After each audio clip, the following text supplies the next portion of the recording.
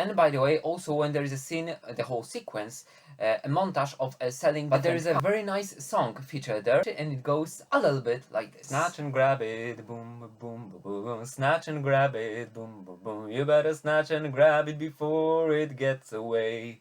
Boom, boom, boom. Grab it in the east, grab it in the west, grab it in the place you hold it best. You better snatch and grab it, boom, boom, boom, boom, boom. Snatch and grab it, boom, boom, boom. You better snatch and grab it before it gets away. Snatch and grab it. There was Good Morning Vietnam, if you remember. Good Morning Vietnam! Hi there guys, I hope you're well. Welcome back to my channel called Blast and the Past. Today I have probably one of my favorite films because I keep rewatching it, I keep coming back to it quite regularly, and this is Cadillac Man from 1990, starring Robin Williams and Tim Robbins in the main roles. And this is a very underappreciated and not that well-known film, a starring vehicle for Robin Williams, and it belongs to the black comedy slash drama genre. And I really think that it deserves more recognition than it gets. And I hope that I will convince you, if you have not seen it, to watch it, to give it a go, because if for nothing else than for Robin Williams alone, it's worth having a look, having a go at it. And together with Tim Robbins, it's quite a dynamic, kinetic duo, isn't it? Just think about it. Robin Williams and Tim Robbins against each other, playing off of each other very well. That doesn't mean I don't think I ain't gonna. And this is a self-propelling machine. What more would you want? And this is this kind of a thing that you didn't know that you wanted it until you got it. And on top of that, the atmosphere, so the turn of the decades of the 1980s and the 1990s, it's an additional great vibe, it's an additional value, an added value to this otherwise still great motion picture. So without further ado, buckle up, literally, because it's about selling cars, and let's get ready for quite a ride, shall we? As you can see on the screen right now, here are some language options of this DVD release of Cadillac Man from 1990, and there are several languages. Of course, there is English, there is Deutsch, so German, French, Italian, and Spanish, Castellano. And this is great, but I don't think that those language options are available for all the audio tracks. But I could be wrong. I could have a quick look at the back cover, what it says here, and actually, yeah, so there are more subtitles than there are audio tracks, that's for sure. So for example, the Polish one, there are only subtitles, which was not a rare thing back in the day, and many DVDs later on they were re-released with the voiceover, but still, that was great. Back in the day, it was better to have even mere subtitles, only subtitles, than not to have anything at all. Yes? Nein, hör doch auf damit, Lisa. Lisa? Ich wusste doch, dass du mit einer Lisa rummachst. Logically thinking, a release of this kind of a film could reach a bigger audience because of the subtitle in many languages, and it's not such a big problem to produce it. The translation, it doesn't have to be spot on as long as something is there, right? So I don't know why they decided to limit it, maybe because of the money. Now it's irrelevant anyways because the physical media is almost dead, unfortunately. But back in the day, that was the thing, that at the beginning, for example, this is an MGM release, and they had many subtitle options, but not so many audio tracks. Either the voiceover or the dubbing provided for different countries, but still, it was better to be left only with subtitles than with nothing at all. So that's why this is great, that we have several options. And my favorite option is to watch an English film, so with the English audio track, the original one, but with either German or Spanish subtitles, just to stay in shape, keep fit, in the linguistic meaning of this film. And what about you? Do you recognize films as a great source of learning material to improve, to boost up your linguistic skills? Please let me know about it down in the comment section under this video clip. I'm looking forward to reading from you guys. Ich liebe es zu verkaufen. And let me show you this DVD release, I mean the cover. Here's the front cover. Yes. Here's the spine. Here is the back cover. Very sleek, very elegant presentation, and two main characters, some keys in Robin Williams' hand, just to show you that he's a car salesman and he has something to do with cars, and this is it. a very nice DVD release, also in terms of the picture quality, many language options. Of course, the English one. We also have the German subtitles, the Spanish ones, Castellano, and the Polish ones. So overall, a great presentation, looks very sleek, looks very nice, and it would be a great addition to put on your shelf if you are a collector of films. This is DVD. This DVD release doesn't feature any extras, but on the flip side, at least there are many subtitle options, which is very good. And as you can see, we have only the option to play the film, to choose some scenes, to jump to the scenes if we want, the language options, and last but not least, we have an original theatrical trailer. So if we consider it a bonus, an extra, so that would be no bloopers, no making of, nothing else of this sort, not even the information about the cast, the actors and actresses, like sometimes in the past it would be featured in some of the DVD release as an extra. In this case, it's a pretty bare bones release, but it does its job very well, and on top of that, the picture quality is quite good. So this is what it is. You take it or leave it. And if you don't like this one, there is always the German Blu-ray release also, which is worth recommending, and I had it somewhere in my collection back in the day. If I remember correctly, the picture quality was quite good for a Blu-ray release as well, so you know what to do. As one of the songs in the film goes, snatch and grab it, snatch and grab it. Snatch and grab it before it gets away. So, snatch and grab it, alright? Snatch and grab it. Snatch and grab it. As you can see right now on the screen, the film was made by Orion Pictures, and whenever you saw that logo back in the day, so you knew that you were in for quite a ride, because they offered very interesting films. Sometimes kitschy, sometimes there was something wrong with the budget, maybe there were flops, but they had something in them, this special vibe. And that's why when you saw Orion Pictures behind a motion picture, behind a film, then, like I said, you knew that you were in for quite a ride, for something special. Whether so bad it's so good, guilty pleasure, or just a regularly, normally decent film, that remained to be seen during the screening. But in this case, this film is good and is worth recommending, at least in my books. Regarding the picture quality of this film, here we have an opening shot with the urban landscape presented therein, and this is fantastic. This is what I love about the cinema from the 1980s and from the 1990s, that they would usually start a film with an opening shot presenting the beauty of a given city, and this is great. It already puts you in the right vibe. But regarding the picture quality, it is quite decent, especially that it gets better and better the longer the film goes for some reason. So at the beginning it's rather grainy, maybe even pixelated, like a subpar DVD release, but like I said, later on, especially the closer it gets to the great finale, to the end of the film, it is getting, for some reason, sharper, clearer, and more pleasant to the eye. So I don't know why it works like this, but you have to give it a go. Maybe the device needs to warm up. And definitely it is a worthy addition to anyone's collection, whether a Blu-ray or just a DVD fan, because this kind of a film, it's good to have it. And at least in my opinion, it comes, maybe not highly, but definitely recommended in terms of the technical aspects of this DVD release. Cadillac Man, it's not a musical. It's not a buddy picture. It's more than that. Robin Williams in Cadillac Man plays a car salesman, and he's a likable character, but he is sometimes shady, because at the end of the day it's about making a deal. And in here we have a funeral conduct, and it stops because of some malfunction of a car,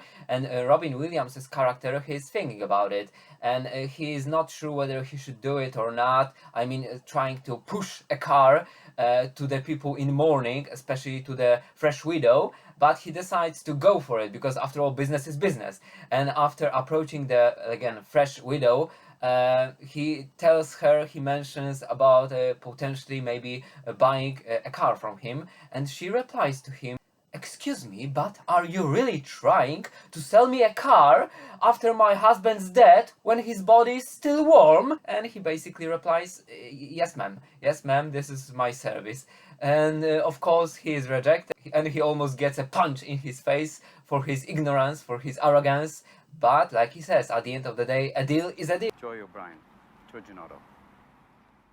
And you have to work hard to play hard. So this is something shady, but at least he was having some second thoughts before approaching the widow. So you have to give him that he was struggling, but at the end of the day, it is the financial shark, the businessman that won, that took over him, and That's why he approached the widow.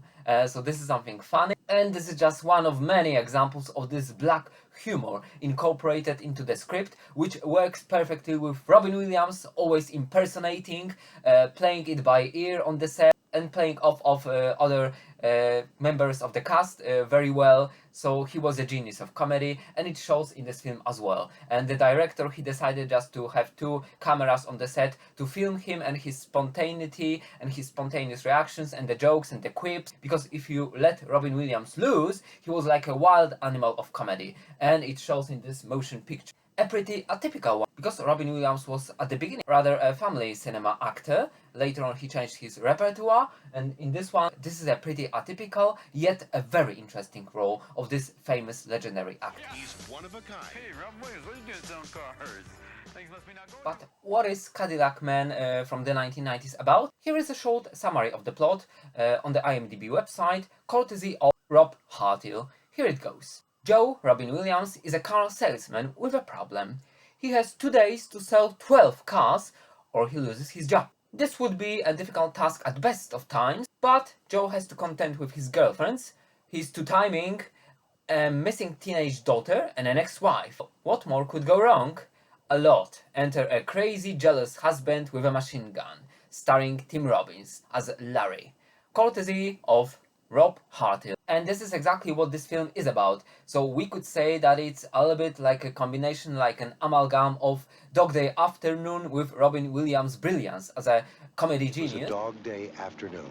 It's all a whim. Rob a bank. I had a plan. I had it. And all of it mashed up, blended in together to have a nice concoction, which is very savory, which is great, with some black comedy undertones and a slice of life / drama on top of that. So this is fantastic. It works perfectly, at least to me. I'm very nostalgic about this film because I think that I must have seen it for the first time either on the television or on a VHS tape from a video rental shop. And I was caught off guard by Robin Williams' role as a kind of a shaky, slimy business. Although he is deep down a good-natured fella, so he never tries to do anything wrong. But again, his business acumen, this is something that sometimes gets the best of him. And like it was mentioned in the synopsis, he is 2 timing. He has an ex-wife and 2 girlfriends at the same time. He's a ladies' man. This is also hilarious, but it is believable because he has a silver tongue, he's a smooth-talking person, so you can imagine that the ladies would find somebody like him very attractive. If physically, I'm not the one to judge, but mental and in terms of his personality, definitely. And there are some scenes which show exactly that he's a great mental support and a financial one as well. What's it gonna be, Mr. O'Brien? Are you ready to continue our relationship for life? Because not only does he pay the alimony for the ex-wife, I mean his daughter, a strange daughter albeit, but also for the other 2 girlfriends and their shopping sprees, and this is quite a hefty sum when you add it up. And that's why Joey needs to work hard if he wants to play hard, if you catch my drift. How many times you did done? I don't want to know where. I don't want to know how. Her too, and my wife. And by the way, also when there is a scene, the whole sequence, a montage of selling different cars, because everybody at the car parlor at that place, they have the same deadline, so they need to sell 12 cars, otherwise they lose their job. And first come, first serve. The top 2 ones probably they will remain still with the company. But there is a very nice song featured there, and it's called Opportunity Knocks But Once, Snatch and Grab It by Julia Lee, released in the 1970s, in 1974 I believe, and it adds a very nice comical vibe to the whole montage, to the whole scene of them pushing the products, pushing the cars, doing their best to just push as many cars as possible in one day. And this song is very nice, very catchy, and it goes a little bit like this. Have it real tight, don't let it go. You better snatch and grab it. Snatch and grab it, boom, boom, boom, boom, boom, boom. Snatch and grab it, boom, boom, boom. You better snatch and grab it before it gets away. Boom, boom, boom, boom. Grab it in the east, grab it in the west, grab it in the place you hold it best. You better snatch and grab it, boom, boom, boom, boom, boom, boom. Snatch and grab it, boom, boom, boom. You better snatch and grab it before it gets away. Boom. Boom, boom, so grab it up high, grab it down low, grab it real tight, don't let it go. You better snatch and grab it, boom, boom, boom, boom, boom, boom. Snatch and grab it, boom, boom, boom. You better snatch and grab it before it gets away. Boom, boom, boom, boom. Pretty catchy, a veritable earworm, isn't it? When it's cold, grab it when it's hot. Regarding the box office results and the critical reception of the film, I don't believe that Cadillac Man was very successful financially because the budget, the estimated one, it was around $15 million, but worldwide it grossed around $27.6 million. So if we calculate it by using the today's standards, so it's double the budget plus 50% of it for the marketing costs, so that would be $45 million, so it was a flop, unfortunately. I'm not sure how reliable this piece of information and those calculations are, but definitely the numbers didn't add up, and I think that Orion Pictures, responsible for Cadillac Man, they had their prime back in the 1980s, and in the 1990s, so the studio went bankrupt. So they had many failed investments, like for example, Over the Top with Stallone.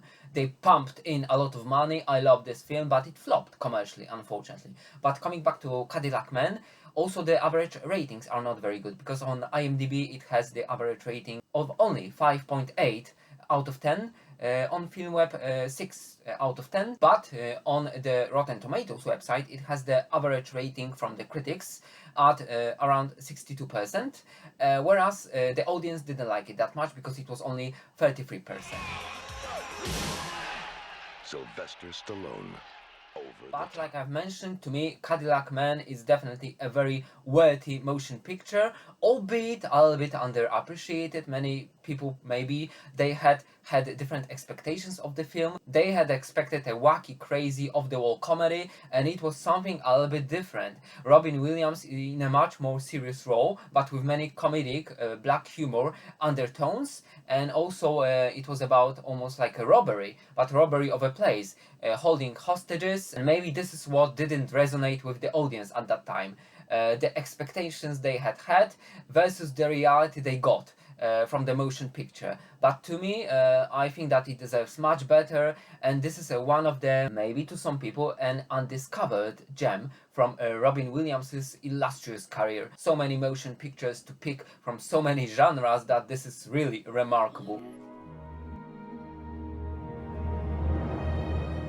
And if you are a fan of Robin Williams, and for some reason, by some chance, by some miracle, you have not seen this one, I think that it is worth giving it a go. Not only for the performance by Robin Williams, because just the film is very engrossing and it moves very swiftly, it has a 90-minute long running time, it's perfect, the tempo, the pace is there, the kinetic energy between the characters, the dynamics, how the situation moves back and forth, and this is a mixed bag, and in a perfect sense. It works perfectly, it's a great blend, an amalgam, so please hesitate no more, don't pay attention to the critical reception, that the average rating is not that high, and if you could trust me, I would really appreciate it. Thanks in advance. I'm definitely looking forward to your comments on Cadillac Man down in the comment section below under this video clip. Robin Williams, Cadillac Man. Cadillac Man, I'm a macho man. It's a joy. As usual, here we have some pieces of trivia on Cadillac Man featured on the IMDb website, and here goes the first one. The dealer location was a dealer named Bayer Cadillac. They closed just before the film was produced. So, thanks to that, this is a relic of the past, showing something, some locations which do not exist anymore, or at least they have changed throughout the times, because, you know, probably throughout 36 years, many things must have changed when you think about it, right? Make it happen, huh? This emotional thing you want? And here's another interesting piece of trivia. This time it's about the casting, the potential casting, I mean. Here it goes. Al Pacino was the original choice for Joey. When he passed, Michael Keaton and Danny DeVito were considered for the role before Robin Williams was cast. And this is a very interesting thing because, as you know, maybe some of you, Al Pacino starred in Dog Day Afternoon, directed by Sidney Lumet. And this is a robbery film. They rob a bank and they hold hostages, so that would be coming back to a similar genre, to a similar role, but with definitely more black comedy undertones thrown into the mix. And it would be a nice wink towards the audience if they remember Dog Day Afternoon. And Al Pacino, of course, he's a great, renowned actor, but I think that Robin Williams and his casting was perfect for this role. I cannot imagine Al Pacino in this. Definitely it would be a much different film, a different character, but just something funny to think of. That it would be somewhat of a connection to Dog Day Afternoon, which, in case you haven't seen, please do, because it's a remarkable film by the great director Sidney Lumet. Another worthy recommendation, just thrown in by the way. But coming back to the piece of trivia, Here is another one. Nobody move! Get over there! The attempt failed. In order to capture actor Robin Williams' unpredictable improvisations, the director often used two cameras, sometimes backed by a Steadicam mounted camera. And this is great because Robin Williams was famous for his improvisations, for his improv on the set, throwing in jokes like from a machine gun, shooting one after another after another. It is very obvious when he was invited to some shows that he would be spontaneous all the way. He would never let the host even talk because he would always throw one funny line after another. Just like Rover Dangerfield back in the day also. They had the same quality. He would fire up the audience, and that was also probably one of the best points in Cadillac Man. That of course they had the script, and Robin Williams probably he would stick to it, but probably he would go all the way like a loose cannon. Really? Just want to, I love you, just want to drop in and say hello, you know? We always like And the same thing happened with Aladdin from Disney. There were many jokes by Robin Williams, ad-libbed, but some of them pretty crude, not the material for children, so they had to cut them out. But some of the original spontaneous jokes remained in the film, and I'm sure that this is the same thing that happened in Cadillac Man. So the script was one thing, Robin Williams relied on it, on the dialogue lines, but he threw something personal into the mix for a good measure, and this is great. And you can sense this energy, this spontaneity in him, or like in Birdcage, for example. Robin Williams was one of a kind, definitely, and it's a great thing once again that he was cast instead of Al Pacino, because of course we have two great actors, but it's hard to pick one over the other. But in this case, I think that Robin Williams was just a perfect, spot-on match. Excuse me? Are you looking at me? Did you rub my land? And another piece of trivia, Tim Robbins gets second billing, but his character doesn't appear until just after 30 minutes into the film. But of course he's a crucial one, because he suspects that he has been cheated on by his wife, and he's quite right about the suspicion, about his assumption. And then it gets crazy all the way going forward. Robin Williams is stuck in the middle. He tries to help the guy because he's a decent person, a decent fella, but he has just made a horrible mistake, and hilarity ensues later on. Robin Williams with Tim Robbins, a great duo, fantastic performances, great chemistry between them, so it works like a charm. He has a little explaining to do. And this piece of trivia shows how great of an actor, of a committed actor Robin Williams was, because it goes like this. To prepare for his role in the film, Robin Williams spent time in car dealerships in Queens, New York. And I'm not sure whether Robin Williams is known as a method actor, unlike Robert De Niro, but definitely he was devoted to his craft. And this is just yet another example of this sort, that albeit it was only, some people could say, a silly comedy, slice drama, black comedy, he went all in for the character because he wanted to get into the shoes of a car salesman. And he projects that kinetic, crazy, wacky energy onto the screen, and thanks to that also onto the audience. We can understand that being a car salesman, especially back in the 1990s, it was a hard way of making a living, that's for sure, because the clients were crazy and sometimes you had to cut many corners to get the deal through, but that was the way the cookie crumbled. Talking to me? And here is a very important piece of trivia about the critical reception and the tone of the film, because according to IMDb, the film confused critics and audiences at the time, as the studio pitched it as a dark comedy, but it was widely felt to be a straight drama. As such, the film was a commercial flop, and it was released on video rental just a few months later. And this is a pity, because it shows how important marketing a film is. If the expectations are different from reality, then a film could flop. Albeit, it could be a fantastic motion picture, like in this case. It's a great film, but maybe it had been not advertised correctly by the studio, and the audience had different expectations. They went on to watch the film, they were dissatisfied, and the word of mouth did its job. Basically, they didn't recommend it to their friends, to the other cinema goers, and the film flopped, and it was released on the home video market very quickly, which cut its chances at the box office. But maybe it was a big success on the VHS tapes. I don't know about it. Hopefully, because Robin Williams was selling like hotcakes back in the day. But again, this is a pity that the film was marketed in the wrong way, and that's why it flopped. Only because of that, not because of its quality, which to me, in my books, in my opinion, is really great. And I cannot recommend this film enough to you guys. So please, if you have a chance, give it a go. And let me know about your opinion, your take on this film down in the comment section below. Give me your name! Come on, he wants to know your name! Look at the tag on your... And yet another piece of trivia. Robin Williams in this movie breaks the fourth wall, talks to the audience. And there are some scenes like that, maybe not too many, but for example, he drives a car, he turns to the camera and he talks about his hard life as to timing in terms of his girlfriends, selling cars, working in this profession, and this is great because it underlines the ironic element of this film. And even during that funeral scene, so he also speaks to the camera and he mentions about himself having second thoughts and not being sure about approaching the widow with his deal. And thanks to that we get an insight into the character, into the character's mind, and that's why the guy becomes more likable. So he may be a little bit slimy, shady businessman on the one hand, but on the other hand he's just doing everything to stay afloat, to stay on top of all the things happening in his life. So it's hard not to like the guy, this smooth talking, silver tongue with the gift of the gab salesman.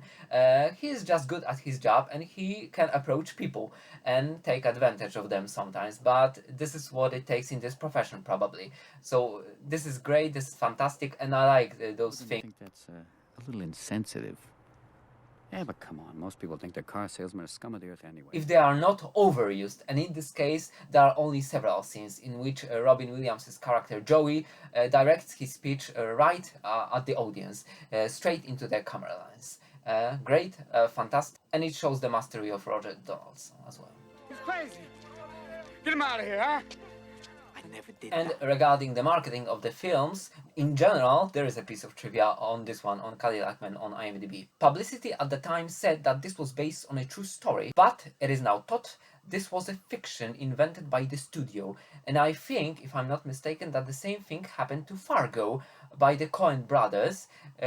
Allegedly it was based on true events. Well, it might have happened, but it wasn't. It was just a spurious claim, maybe to make it sound more realistic, for the audience to be engrossed more into the events shown in the film.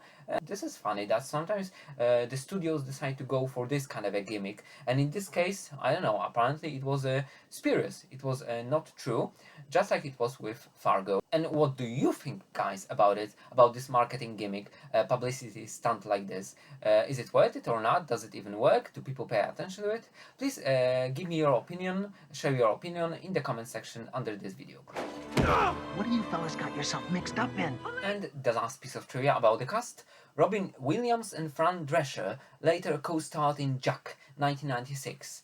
And this is a very interesting film because in this one, Robin Williams plays a kid, but in a body, entrapped in a body of an adult man.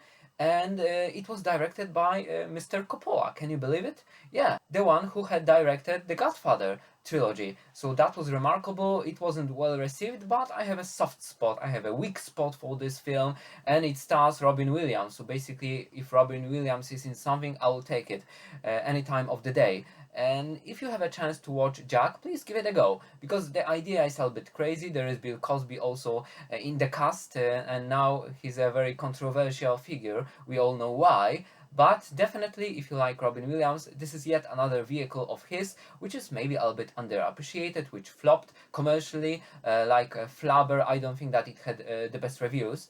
It was released by Disney. I saw it at the cinema, I liked it, and I still come back to it, but it's Robin Williams at his best. So what do you expect? If you like this actor, then I'm sure that you will not hate that film. So if it's worth anything, this kind of recommendation, then I hope that you will give it a chance, just to find out on your own, by yourself. Robin Williams. Unstoppable! In the story of a boy. And regarding the cast, and Fran Drescher in particular, this is a very sad story, because in 1985, together with her husband, she was a victim of a home invasion, and it ended up very badly, and I'm not surprised that she was traumatized after that for many, many years, because I cannot even imagine it happening. A home invasion, very brutal, very violent, and this film was released 5 years later, and you can still see this positive energy in her, and this is fantastic that she managed to overcome those obstacles, that trauma from the past. So kudos to her, and also it shows her professionalism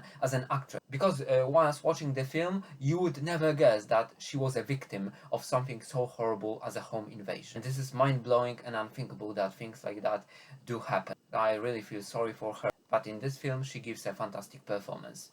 Unthinkable, really, just unthinkable. Mr. O'Brien, my relationship for life. Regarding the director of Cadillac Man, Roger Donaldson, he is a very prolific director, because in his rich, vast filmography he has many titles, which probably many of you have seen, or you even have liked it and you still like it. I think that most of his notable titles would be No Way Out with Kevin Costner. It comes highly recommended, from 1987. Then we have Mutiny on Bounty. It was a remake, and in this case it's with Mel Gibson and Marlon Brando, and I've heard very good opinions about it. And after that there was this fantastic film Cocktail from 1988, starring Tom Cruise, and it's kitschy yet lovable. I think that it got the Golden Raspberry Award, the Golden Razzie, but I really like it. I have a soft spot for kitschy films in general, and this one in particular, so it's worth giving it a go, even if not for the plot, then for the atmosphere alone. Moving on, of course, Cadillac Man in 1990, then in 1992, a very interesting film, White Sands. I have not seen this one, but from the cast alone, I think it's worth giving it a go, because there is Mickey Rourke, Willem Dafoe, and Roger Donaldson at the helm of the project. Probably doesn't have the best ratings, but just for those merits alone, I think it's worth giving it a go. Next, Dafoe, Mary Elizabeth Mastrantonio, and Mickey Rourke. White Sands. There is The Getaway with Alec Baldwin and Kim Basinger. It's a remake of the film released under the same name with Steve McQueen. I think that it's also a very good piece of cinema. Next we had Species from 1995. It's a horror film, pretty controversial. I think that it didn't have the best ratings, a little bit kitschy, but still, for one screening it should be okay. After that we had Dante's Peak, and there was a time at the cinema when disaster films were the thing. You had Twister, you had Volcano with Tommy Lee Jones, highly underappreciated, and there was Dante's Peak as well. Of course there was Armageddon, there was Deep Impact, so that was the era of the disaster flicks. And this one, to be honest, I have to admit that I've never seen it. I know that it stars Pierce Brosnan and Linda Hamilton from The Terminator, but it's on my bucket list. A must-see watches, finally, to make up for this backlog. And after that, a little bit later, there's 13 Days. It's a political drama with Kevin Costner. It comes highly recommended, so I would recommend it blindly. I would vouch for it. Next, there was Recruit with Al Pacino and Colin Farrell, released in 2003. A pretty decent thriller, a political thriller. After that, in 2005, there was The World's Fastest Indian with Anthony Hopkins, based on true events, on a real story. A very heartwarming film with great performance from Anthony Hopkins. Definitely worth giving it a go. No pun intended, because it's about racing and the fastest person ever, and the oldest one maybe. After that, we had The Bank Job with Jason Statham. I don't remember it very well, but I think it's a good caper flick. Is that behind our back? Well, they're not going to say it to your face, are they? Well, you just bloody did. And after that, there was Seeking Justice with Nicolas Cage. It was a pretty run-of-the-mill action film. Guy Pearce was also there. After that, there was November Man with Pierce Brosnan. It was a kind of a decent action flick with some political undertones, a little bit of espionage thrown into the good measure. And last but not least, in 2017, there's McLaren, and this is it. Maybe the guy retired, I don't know, but you see, there is not enough time to mention all of the titles he's responsible for. So it shows how great of a director he is, and in 1990 he had already had a lot of experience from the previous films, and it shows on the screen in how the film is presented, how it's shot, speaking to the camera, and so on and so forth. So Roger Donaldson, one of the masters, maybe a little bit underappreciated, of the cinema, of his craft. Tom Cruise. What could I potentially say about the one, the only, the legendary Robin Williams that has not been said before? A fantastic actor, a great comedian, and even when you have a look at his rich filmography in the 1980s and in the 1990s, prior to Cadillac Man, released in 1990, he had already had several serious roles. Like, for example, Good Morning Vietnam, if you remember. Good Morning Vietnam! And it was a great drama, a fantastic film. Then it was Dead Poets Society, a veritable classic, released 1 year later in 1989. Then again, Cadillac Man, so he had already had some experience with more serious roles, so it shouldn't have come as a surprise that he was trying something else. And then in the 1990s, that was his era as well. So many great motion pictures. One of my favorite ones, Patch Adams, which was destroyed by Roger Ebert. He gave it half a star out of 4. I don't get it. It's a fantastic tearjerker, a very touching, very moving and sweet film. Give it a go. It's also a little bit of a drama, not even a little bit, but it's a comedy slash drama. Robin Williams. But back in the 1990s, I think that his career started to fade away a little bit. Of course, we had Bicentennial Man, which is a seriously criminally underrated film. Please, if you have not seen this one, this is a must-see. It must be added to your bucket list if you are a real cinema goer, a cinephile. And I have already made a review of this one, so if you want to know my take on Bicentennial Man, please visit the older reviews. And in the 2000s, his career started to fade away even more because of his addiction. Unfortunately, he spoke about it publicly. And later on, we all know what happened, unfortunately. We lost Robin Williams to depression, to the substances. It was a very sad moment for everybody who holds cinema close to their hearts. But at least we have the films to remember Robin Williams, his iconic performances, roles. So this is great that whenever we want to see Robin Williams at his best, we can always come back to those gems. Some of them well known, some of them undiscovered, but this is my role here to speak about those obscure pearls of the cinema, like to some people maybe Cadillac Man is or could be. So do not hesitate, give it a go, especially if you are a Robin Williams fan. Robin Williams, may you rest in peace. Thank you for all of your contribution to the world of cinema. That Robin Williams has passed away. Also, in terms of the cast, whilst watching this film, you have to bear in mind that Tim Robbins was still before Shawshank Redemption in 1993, which was an iconic, a breakthrough role for him. So before that, he was not that well known as he became with Shawshank Redemption, and we all know that the rest is history. It's probably the best motion picture ever, according to many rankings, many top 10 lists, many top 100 lists. And quite rightfully so, because probably everybody has seen Shawshank Redemption, how impactful this film is, based on one of the Stephen King's novels, books. And Stephen King also, he's such a prolific author. I cannot believe it that this kind of a mind is still able to produce so many good books in different genres, and there are many great films based on his works of art, we could say, on his writings. And Shawshank Redemption, of course, it opened the door fully for Tim Robbins to Hollywood, to fame, to glory, the Oscars, but that was before that. But of course, Tim Robbins was believable in his role as a little bit silly, a little bit goofy, a very trustworthy, naive, gullible person who has an issue with his wife cheating on him, quite rightfully so as well. But he approaches it in a very bad manner because he takes hostages and he demands his wife to admit that she has cheated on him. And then hilarity ensues, like I said, and you have to watch the rest of the film to see how it all ends. But there will be a kind of a happy ending, I think. So this film could be watched also at those times when you need to be cheered up, when you are a little bit feeling blue. So this is a comedy after all. A little bit dark, that's for sure, but a comedy nonetheless.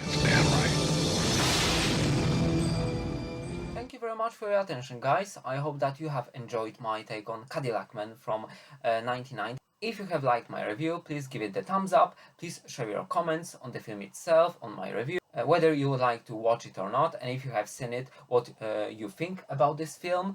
If you are not subscribed to this channel, maybe you could consider subscribing to it, because it would help me a lot. and I hope to see you guys next time, maybe once reviewing yet another Robin Williams' film. We'll see about that. Thank you very much once again, and cheers, take care, bye. This is a French dress. And it's called... Ah.